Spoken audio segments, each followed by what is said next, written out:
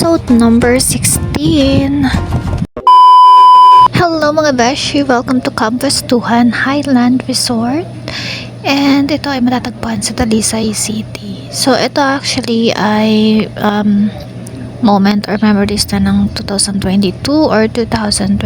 So old version na to ng Campus Tuhan. Wala pa yung manok ni Kano Guapo dito. Ito pa lang yung mga old version ng mga pasyalan at swimming pool. So mga besya, meron din sila dito mga cottage, may zip line, and yung bagong version is sky bicycle. Dati wala pa yan. And also may mga Viking ride, and then carousel na rin dito. Tapos mga besya, meron silang shark wave pool. Ito yung may dambuhan ng swimming pool na may artificial na add-on. Even though sa old version na hindi pa to na-renovate, meron na talaga yon yung shark wave pool.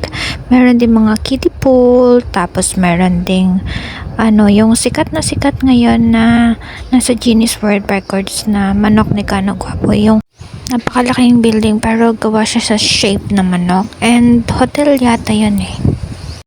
So ito siya 2026 kasi namasyal kami dito.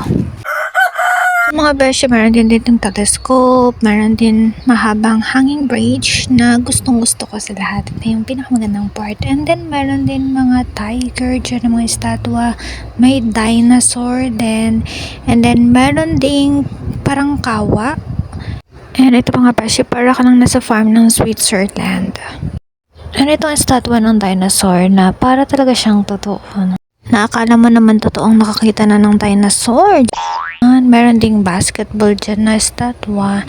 And ito yung parang village style siya na may mga cottage. Meron din ito parang sa lapu-lapu. And marami pa iba. Meron din ito parang kalesa na old version and robot.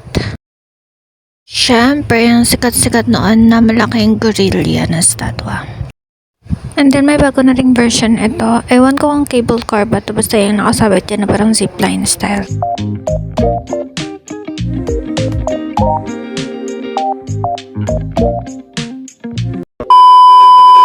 Then mga beshi, after namin sa Campus Tuhan, pagka uwi, magagabi na siya, so dumaan kami dito sa The Ruins. Dito din lang siya sa Talisay matatagpuan. So napakaganda and then historical place to. Sobrang ganda. Especially gabi kasi gabi na namin siya naabutan. So yun lang mga beshi. Thank you so much for watching. See you in my next episode.